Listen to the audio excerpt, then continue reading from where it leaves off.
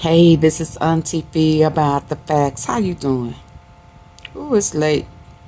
But listen, I thought I would do this to let you know that the Oversight Committee has voted in Congress to get the subpoena for the Department of Justice to release the Epstein file. And it sounded like they put some special precautions in. They was trying to get a word added in. I'm going to let her tell you about it because she's extremely excited. You know, they were trying to get out for the summer break real quick so that they wouldn't have to vote. So they just went on in and did their thing. Yeah. So Trump got to deliver some bad news. It just ain't going his way. It's not going his way. Trump, you've been trumped. Your days are numbered. Say days are numbered. What's that? Better days. No, it's not. He not getting no better days. Better days. Better days are not coming for Trump. Better days are coming for the victims. Yes, indeed. Yes, and justice for the victims. But let's hear this. Okay. Votes today before they head out in a matter of hours for their summer break. It comes after Speaker Mike Johnson decided to send everybody home as members clash over the release of files related to child sex offender Jeffrey Epstein. I want to bring in CBS News congressional reporter Torian Small. All right, Speaker is trying to make this go away. Torian, it's not losing any steam in Congress given this new House Committee subpoena of Ghislaine Maxwell. Why not just get ahead of it? Yeah, Vlad, what's curious about this, we saw previously when the speaker sat down with conservative commentator Benny Johnson, how he called for transparency. That was, in his mind, misconstrued by folks that he was taking a dig at the White House. Since then, he's backtracked that interview quite a bit, saying that he is firmly behind the president's decision on this, and he's hoping because they don't want no transparency. Any growing concerns from members of his conference, and in part by doing so, ending this session early. We know that there is a bipartisan effort to push through a discharge petition that would compel the White House to release, at least to Congress, any information that it has that the administration can release surrounding the Jeffrey Epstein files, the so-called Jeffrey Epstein files. Mike Johnson, as we played live yesterday on CBS News 24/7, said that this is a distraction, and he's putting the blame solely at the feet of Democrats, affirming what the president is describing as a hoax. Now, how is it a distraction when this was their idea? Huh? When did it become a distraction? When they kept throwing it up, it did not become a distraction until Bondi let him know, the dude, listen, your name is written all over the place. You all up in there. Up in there. You up in the house, man. You know what I mean? Yeah, so then it became, why are we still talking about, are we still talking about Jeffrey? Yeah, that was your best friend. He was at your wedding. Was he the best man? Huh? Did you bite the boutonniere? What's the old girl leg and throw it in the air and he caught it? Yeah. He was all up in there. Yeah, photo bombing and all of that. Yeah, he was family. So now, all of a sudden, he's a pervert. Well, hell, you was perverted with him. Yeah. Every time he got somebody new, he called Epstein. Yes. So don't get all brand new on us now. Stay true to it. Stay true to it. Yeah, y'all started this. We just adding to the tea. Let's go. So-called Jeffrey Epstein files. Mike Johnson, as we played live yesterday on CBS News 24/7, said that this is a distraction, and he's putting the blame solely at the feet of Democrats, affirming what the president is describing as a hoax surrounding this. But this is a Republican issue. No, no, no, no. It wasn't a hoax when you kept bringing it up. Yeah. It wasn't a hoax then. Was it a hoax when you quickly threw out MLK? Yeah. His file. Yeah. So now you mad at the black people. What you mad at us for? What you mad at President Barack Obama for? Yeah. I had to play that live on my live earlier where you was admired. Educated black men. Wish you was one. They wouldn't have believed me. So that's why I played it for my tea-sippers in my live. Yeah, absolutely. He's a hater of well-educated black men. He hate Barack Obama because he not Barack. He ain't cool. He don't smell good. He don't look good. They say he rank. He smell like that shit that's sitting in the front of his pants. How you shit in the front? I'm still trying to figure that out. Boy, I bet you them pants was funky. Oh, Lord have mercy. I just cannot. Got people passing out and shit standing next to you, throwing up. Oh, let me stop. Let's listen. Try to blame everybody but yourself. Go change your diaper, damn it. As well as quite a few Republicans like Thomas Massey of Kentucky say that they want to see more transparency and they want to see action on this. Ending this session early certainly won't allow that to happen. Nope. So we ain't going nowhere as they go back to their home districts. I mean, there are still a number of their constituents who want these files released. Yeah, this is certainly not going away anytime soon, especially some of the more die-hard conservatives within Trump's orbit. They've expressed quite a bit of dissatisfaction and disappointment in the president's handling of this. Considering for the past year plus, we've heard from surrogates, even the Trump son, Donald Trump Jr., campaigning on this issue. So quite a few of them aren't satisfied with this. And speaking of his sons and daughter, ex-wife, they all up in there too. Yeah. Your whole family up in there. I know you don't. Once she told you, you did a reverse. You spent around in the middle of the street.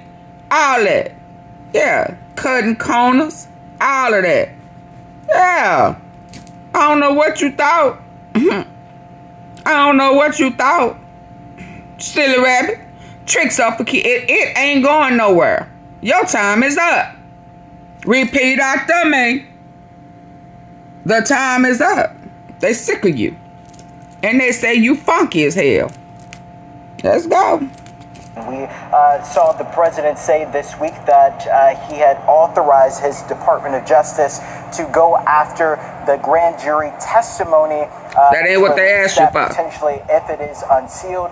We also know that the Deputy Attorney General is looking to talk to Ghislaine Maxwell at some point as well.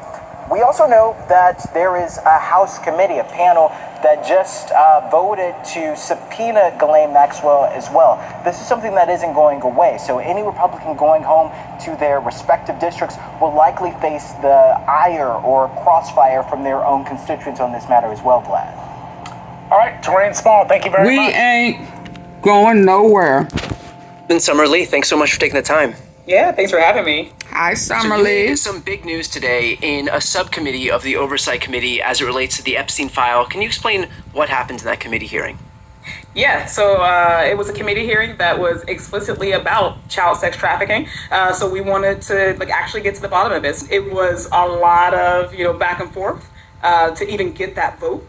I think that, as we know, like, look, so that we didn't have to do this, but we really thought that this subcommittee was not just appropriate, but we thought it was going to be the most opportune moment to actually do that. We knew that there were members on the other side who also were interested publicly in making sure that there was transparency and making sure that the Epstein files got back. So at the end of the day, yeah, we ended up with an 8-2 vote to subpoena those files, and now we've been told that Comer himself has said that the votes happen, and he's expected to do it. What was the sense among your Republican colleagues? Because this wasn't the first time within a committee or a subcommittee that Republicans have been faced with the prospect of voting for the Epstein files.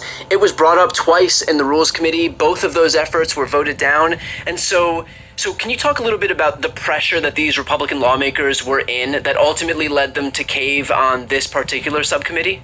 Yeah, I mean, you don't want to say this is truly a base issue for them, but it's really just Americans across the country, Democrats, Republicans, independents, all districts are calling for this level of transparency, right? This is the thing that, I think is really unifying Americans right now. Not to diminish other things that are happening, but we've seen the amount of pressure that our constituents, that their constituents especially, have been putting on them. I'll say, though, there's a different makeup in every committee, right? So I can't speak to the Rules Committee. I can't speak, to what's happened in those particular committees, whether or not the particular Republicans that were on this committee with us were there or not. But that was a missed opportunity. It showed that opportunity in the Rules Committee, it should have been done. It should have happened there. They were called out and they were proven to be hypocrites in that moment. So this was the moment for them to put their money where their mouth was. Don't shower again. Today, we are one step closer to justice for the victims of Jeffrey Epstein crimes and those of his accomplices. We cannot claim to be protecting children while allowing powerful people connected to Epstein to hide in the shadow. Yeah, absolutely.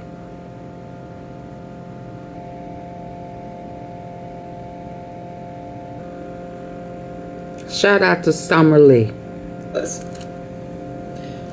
Okay, and now move committee with us were there or not, but that was a missed opportunity. And I think that, they showed that opportunity in the Rules Committee, it should have been done. It should have happened there. They were called out and they were proven to be hypocrites in that moment. So this was the moment for them to put their money where their mouth was. Okay, and now moving forward, what are next steps, I guess, procedurally speaking? I know that you had mentioned that James Comer, that this vote is binding here as far as James Comer is concerned. So what happens next?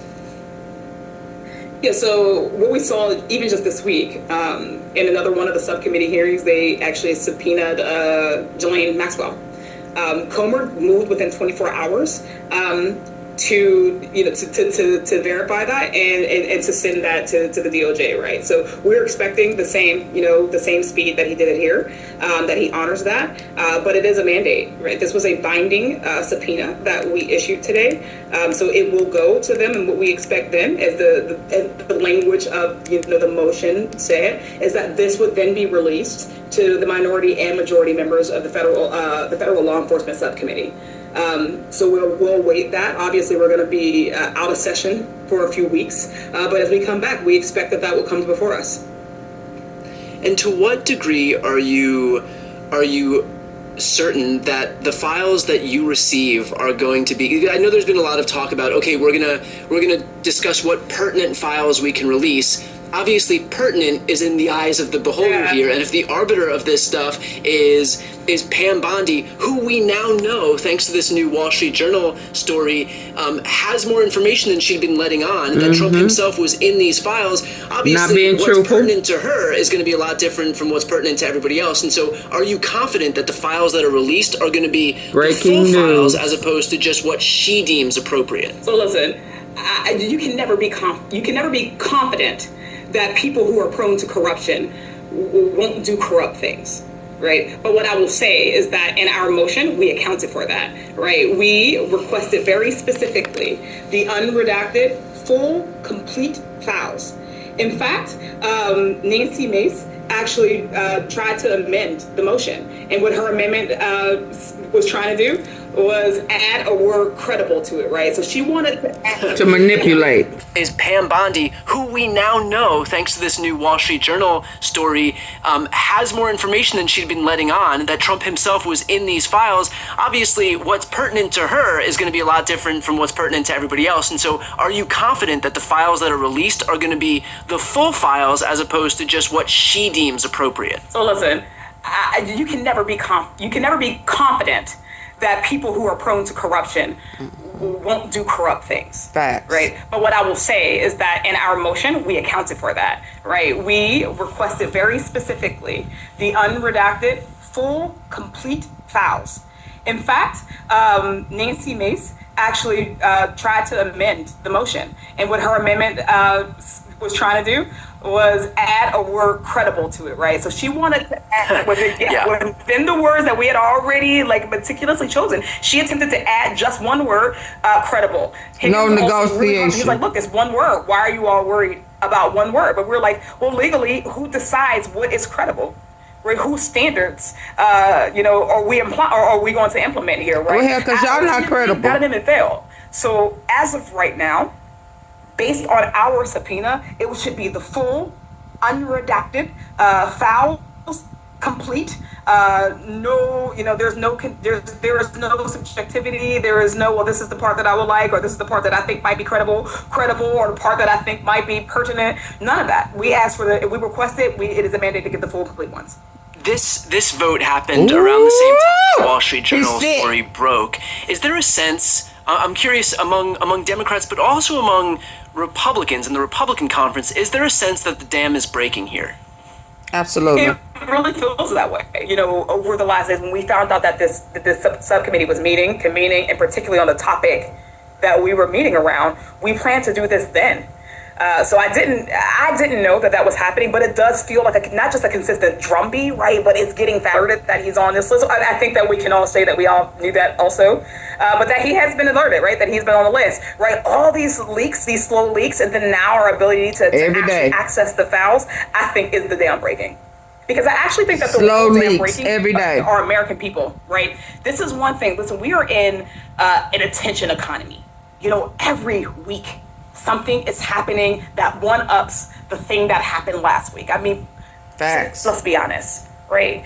We've seen, members of legislatures be assassinated. We've seen the president, having assassination attempts. We've seen, so much that's happened. And then, add to that, just like the reconciliation bill, the cuts to Medicaid, the tax cuts, all of the executive orders that have been coming down, right? The fact that the American people have not been distracted by this one, right? All of the news that's been coming, every distraction that they've attempted to throw out, we ain't buying none of it. It's made the American people more resolved for this level of transparency, right? It's made them more concerned that there's something that must be hidden, right? They must be covering up something. If they're going to go to these lengths absolutely to release. So it's actually, I think, the Americans that broke the dam there, right? It was their persistence. It was them, their base consistently taking to social media, calling, letters, lobbying, right? That was the dam breaking. Yeah. I think that's such a good point. That's the beginning this is an of issue the end. That, yes, Trump is polling underwater on immigration, on the economy, on his tariffs and trade war, but those things pale in comparison. He's underwater negative 37 points on Epstein, and that's largely owed to the fact that he himself got into office on the back of this story. Absolutely. And he had surrounded himself with people in his cabinet who staked their reputations on this story, on not allowing the government to completely. He said he can go in the middle of the street and shoot somebody and they still gonna love him. They are completely immune to prosecution. Well, you should have left them kids alone. Unaccountable. And now they're doing the very thing that they claim to be railing against. When you have Pam Bondi and Kash Patel and Dan Bongino hiding, secreting from the American people this idea that Trump is not in the Epstein files. If a president in the Democratic Party was in the same place as Republicans, do you think they really would want to hide this information? Or do you think that this is something that they would want to get out to the American people? Oh, absolutely. And finally, let's finish off with this. It gets right to it, right? This is the corruption story, right? That nobody is supposed to be above the law. That, law and order. When average Joes, right? If an average person did something like this, right, you wouldn't see, all of the protections of the law. But that's why people trust this institution, is why they don't trust our government, right? There's always just this idea that there is some, secret club where they get secret protections and they have secret laws that only they have to abide by. And there's other ones that the rest of us have to abide by. Kids this is the one where people are really That's putting the straw that broke the camel back. that puzzle piece together, right? Why should a president or a prince or anyone else be protected in ways that working class people never will be? Absolutely. What if working class people never will be? And finally, let's finish off with this. And this is, I think we were kind of leading toward this anyway. But what would your message to voters out there be who predicated their vote, their support for Trump on this idea that he would, expose this criminality and end this corruption that happens at the hands of people who, again, view themselves as completely unaccountable? What's your message to those people in light of what we've found out now? Trump has repeatedly peddled conspiracy theories, lies. He has been blatantly corrupt. This is the moment where he lied directly to you. He lied directly to you. He said that he would release these files. He said that this was a top issue. They have all intimated that holding child sex traffickers, child sexual abusers accountable, but when the rubber met the road, they would not do it. When they were afraid that there would be accountability for themselves, they went to hide it. So we have a responsibility. If you lie about this, what else are they lying about? I think that those of us who are, of course, maybe not on that side recognize more of the lies. But for those who may be realizing this, right? He's not this is not the fake Donald Trump. This is the real one. This is the real one. I appreciate the fight that you brought to this issue today, and not let. I recognize more of the lies. But for those who, this is not the fake Donald Trump. This is the real one, right? This is the one that does this consistently, lies without a second thought, right? So we have to not just hold him accountable, but we have to believe that about him. Well, Congresswoman, I appreciate the fight that you brought to this issue today, and not letting it fall by the wayside, even despite the fact that Republicans are trying to throw everything at the wall to get us not to pay attention to the Epstein files. Absolutely. From cane sugar and Coca-Cola all the way up to arresting Barack Obama and even relitigating Hillary's emails right now in 2025. So again, thank you for fighting. And now the victim, one of the victims' attorney, is requesting to subpoena Epstein's birthday book that had Donald Trump's card in it. Yeah, with the sketching of the boobies and his name at the the hairy part. Yeah, let's listen. Ooh, it is not a good day for him. They can go home now.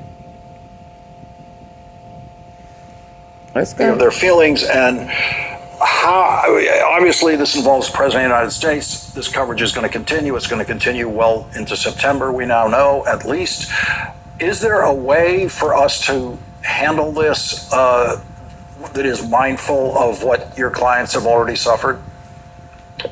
There is a way. It's not the way that it has been handled thus far, and I think that's the problem, and that's why I agreed to come on the show, because I think that back in 2008, when I sued the government over Jeffrey Epstein's illegal non-prosecution agreement that Alex Acosta gave him, it was because the victims were an afterthought. And now it seems like the victims are not a thought at all. Somehow we've gone backwards, which is not okay. It's irresponsible of everyone.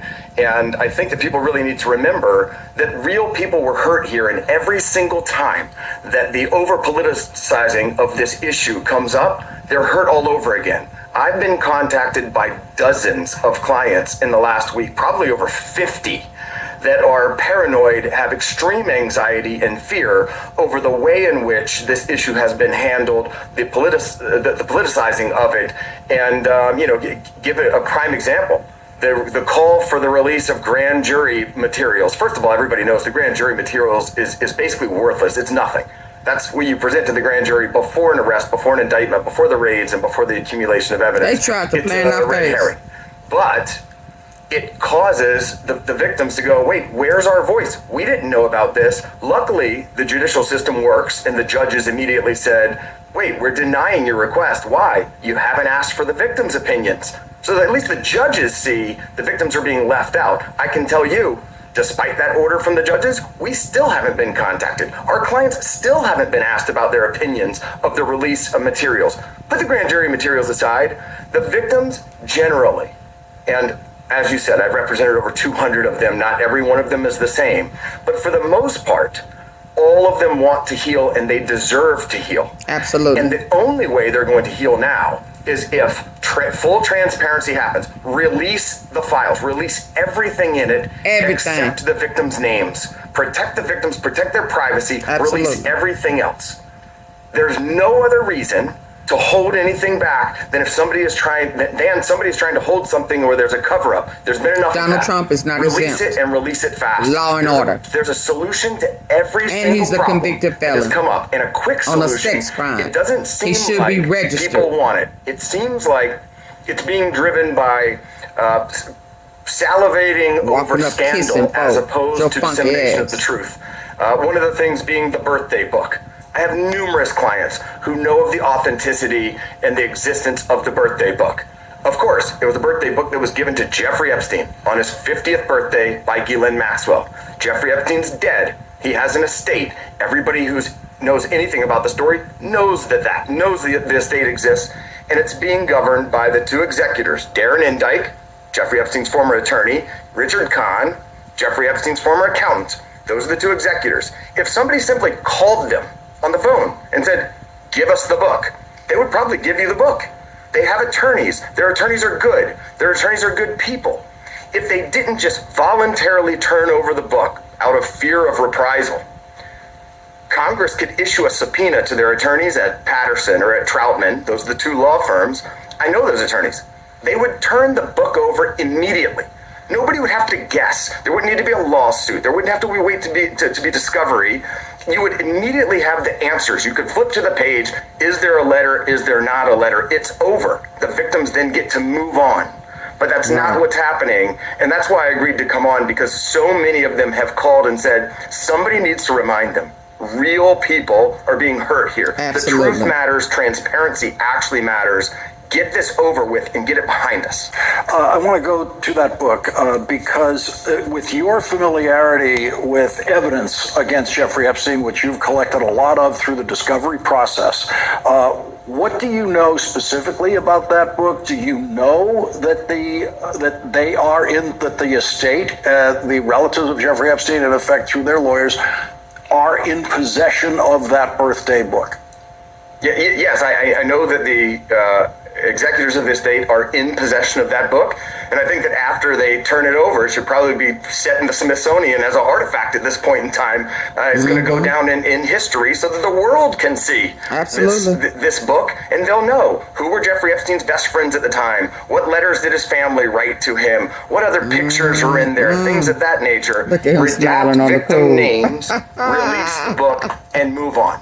So that's it. Yes, the executors have it. So you've just identified, not just for the news media, but obviously for House Representatives who are now in a mood to subpoena, and also Todd Blanche and the Trump Justice Department, who suddenly are getting curious about investigating this. You've now told them exactly, according to your knowledge, where the birthday book is, who is in possession of that book. And all the House Representatives would have to do tomorrow is write up a subpoena for that book, and you believe that it would be the lawyers involved would comply with that subpoena? I know the executors' lawyers. I've worked with them for years. They're good people. They're good lawyers. They would comply with the subpoena immediately. It's something that we could solve this problem so quickly if people actually want to solve problems. This idea, go ahead. One more thing, Bradley. You said, I think you said that some of your clients have specific knowledge of that birthday book. Sure. Yes, more than one, multiple of them. And what is that knowledge? They saw it, or they were around him when he was 50 years old? Were they present at his birthday, his 50th birthday? I don't know the answer to that last question. I do know that they were involved in the assembly of the book, several of them. They were told by Ghislaine to assist in putting the book together. Others have seen the book post birthday and after it was assembled. So the existence of the book is it's an absolute fact. Now, who wrote letters? What's in the book? You're going to have to get the book to figure it out. But this isn't something that needs to be a mystery forever and drag the victims into all kinds of anxiety for nothing. We can get that answer pretty quickly. I knew your whereabouts of the book. That I knew before we came on tonight. What I did not think of in all the reporting that's been done about this book and what you just said, which now seems obvious when you say it, is that some of Jeffrey Epstein's victims were actually used by Ghislaine Maxwell to assemble that birthday book, to actually put those letters together in that book. Yeah, you have to remember that Jeffrey Epstein was abusing and exploiting young women and children every day of his life. So anybody that's around for any major event, such as the assembly of his 50th birthday book, they're going to have to be involved in assembling or playing their part, whatever they were directed to do, with respect to that book. So yes, more than one was involved. And just to that last point you said, every day of his life, the evidence that you acquired through the discovery process in representing your clients indicates to you that Jeffrey Epstein was committing this kind of rape with girls from middle school and high school, as you just put it, every day of his life. Well, I would just, the only caveat being young children and young women, probably all under the age of 25, but yes, you're right, as young as 14, and I think that we've represented 50 that were under the age of 18, but it wasn't only minors, just that caveat. I think that the one thing that has really alarmed our clients, particularly today, is the information that now Ghislaine Maxwell is being visited in jail, and that she is somehow being given some credibility and a platform on this particular topic. I think what people are forgetting is that Ghislaine Maxwell wasn't only indicted on sex trafficking charges. Ghislaine Maxwell, because of testimony she gave on multiple occasions in the civil cases where we sued her, she provided testimony, and as a consequence of false testimony, she was indicted on 2 perjury counts on this particular topic. So we're going to go and ask somebody to tell the truth who was indicted on perjury charges related to this particular topic. Now, does she have information that could potentially help? Yes. Will she be truthful about it? We don't know. Who knows? But whoever is going to be the questioner, whoever's going to be the interrogator, must know more than just a rudimentary understanding of the case. You have to have seen her other deposition transcripts to know what she said so that you can keep her in line. You have to know her testimony from her criminal trial to keep her in line, and you have to understand the case. Sending somebody there that knows nothing, she's going to say whatever she wants to say. And what's her incentive? Is her incentive because she's going to get a deal? I have many clients who say, look, President Trump and Ghislaine Maxwell were good friends back then. Is he going to commute her? Is he going to pardon her? And I have said to them, look, I know that you feel like an afterthought right now. I know that you feel like you don't matter. For him to do that would be, he thought about you and he decided you do not matter. I don't think that is on the table. I don't think that he would ever do that. Maybe I'm putting too much trust in him. Maybe I am. But either way, if he's not going to do that, what incentive does she have to tell him anything if she's getting nothing out of it? So there's a big problem here with the process, and it's just another piece of the scandal that is causing enormous anxiety. Let's all remember, there were 5 victims at the heart of the sex trafficking trial against Ghislaine Maxwell. 2 are no longer with us. They're dead. We're losing clients because of the anxiety and the suffering of them and their families. And they should be the first thought that every single American has when they think about this case. They shouldn't be an afterthought, and they shouldn't be forgotten. And that's how it feels to them and to me. And just for the audience, the 2 that you mentioned, both clients of yours, one took her own life a few months ago, and another died of apparent drug overdose last year. Attorney Bradley Edwards, thank you very wow. much for your invaluable perspective on this tonight and what you've That they ran on this in the last election, from Trump on down to all of his folks. They all ran on this. So they're just trying to distract from the fact that they're being hypocrites, that they know that they're choosing to protect Donald Trump over the very victims that they keep giving lip service to, that they're choosing to protect Donald Trump over transparency for the American people that they're calling for, the very base, and all Americans of all different parties. And that's really what that was about. Now by Pennsylvania Congresswoman Summer Lee, who you just saw earlier, who introduced the subpoena today. She's the ranking member on the Oversight Subcommittee on Federal Law Enforcement. Your days are numbered. It's about to go down.